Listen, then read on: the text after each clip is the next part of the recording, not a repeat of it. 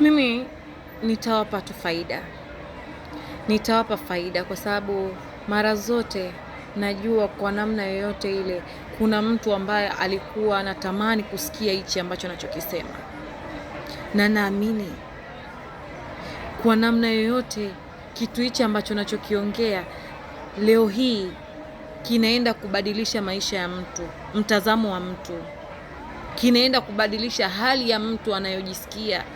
Huenda labda alikuwa kwenye negative mode. Hii leo video hii inaenda kumfanya kumshift, and that is what I want. That is what I really want. Sasa niliwaambia kwamba unapokuwa kwenye negative mode unakuwa kwenye vitu ambavyo ni sio vizuri, vitu ambavyo huvipendi, lakini unavifanya vitu hivyo. Mfano, unawaongelea watu, ni kitu ambacho hata we mwenyewe hupendi, labda hupendi watu kukuongelea, na isoshe unawaongelea watu wao kwa vibaya, ambapo wewe mwenyewe hupendi watu kukuongelea kwa ubaya na vitu kama hivyo, lakini unafanya yani chochote kile ambacho unakiona wewe kiko ni negative. Mfano, unawaangalia watu vibaya, kwamba unawaangalia watu kwa wivu, kwa macho ya wivu, kwa kuona kwamba hawastahili vile walivyo navyo au vile wanavyo, yani najua mnanielewa nikisema negative mode. Sawa. Sasa ikiwa uko katika negative, ndio maana niliwaambia kwamba hata ukiwa muda mwingi huko unakuwa ni ngumu sana kuja upande huu wa huku, mpaka pale ambapo utajiruhusu wewe kuja upande ambao ni wa negative. Hicho ni una uwezo wa kufanya wewe, na hakuna yoyote ambaye anaweza kufanya hivyo, si mimi wala si yoyote kwenye ulimwengu wako ambaye anaweza akakutoa wewe kwenye upande huo wa negative ulioko kuweza kukupeleka kwenye upande ambao ni wa positive, ambao ni upande safe. Sijui umenielewa? So unapokuwa upande wa negative unatazama vitu kwa mitazamo hiyo ya negative, inakuwa hata wewe kupata vitu ambavyo ni vizuri kwenye maisha yako ni ngumu. Kupata vile vitu ambavyo ni positive unavyovipenda kwenye maisha yako inakuwa ni ngumu. Kwa nini? Kwa sababu umebase upande ambao sio upande ambao ni wa negative. Kwa hiyo unapopanda negative, basi utavuna negative plus. Unapopanda positive, basi utavuna positive plus. Nisikilizeni kwa makini. Sasa unapokuwa negative, usishangae kwamba vitu ambavyo sio vizuri kuja kwenye maisha yako, kwa sababu hivyo vitu uliviandaa. You are preparing those things wewe mwenyewe.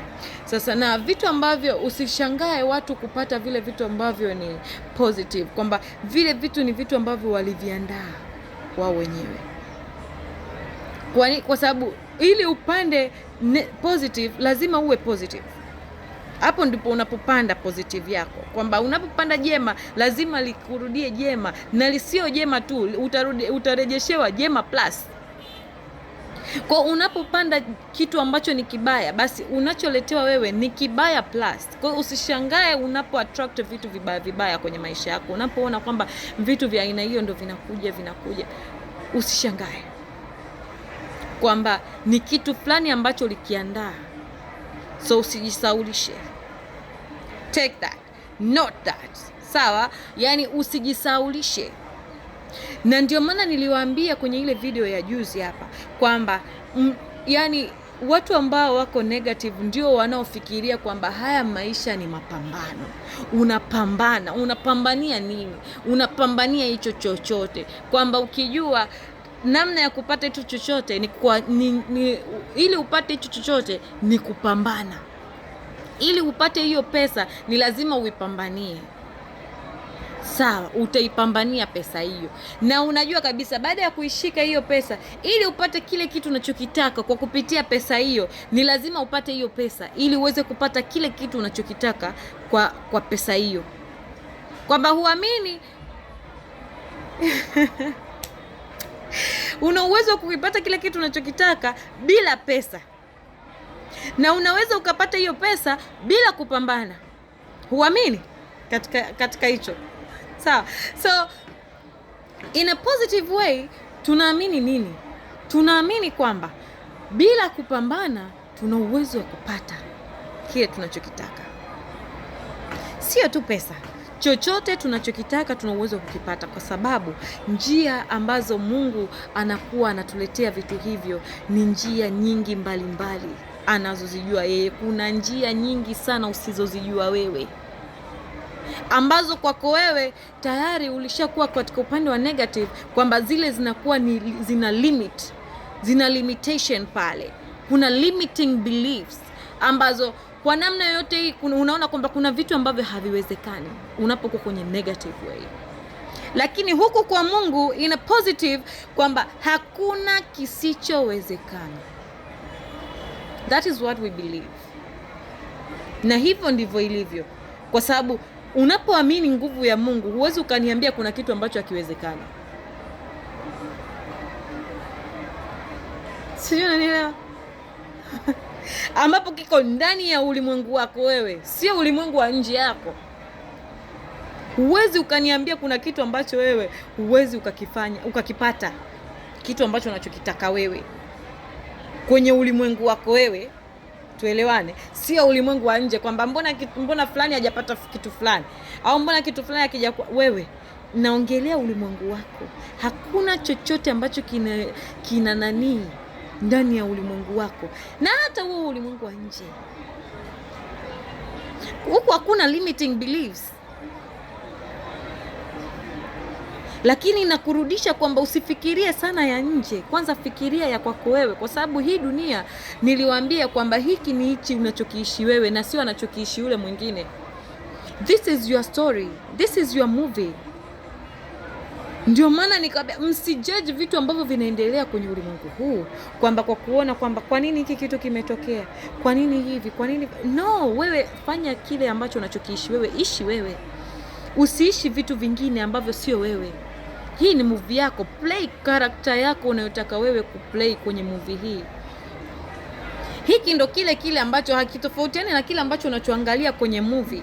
Muda ambao unaangalia kwenye movie unaona kuna adui na kuna star, na pale kuna mtu ambaye ni mbaya unamuona kwenye movie ile, ambapo inafikia hatua wewe mwenyewe unasema natamani mtu huyu agongwe hata na treni, adui huyu.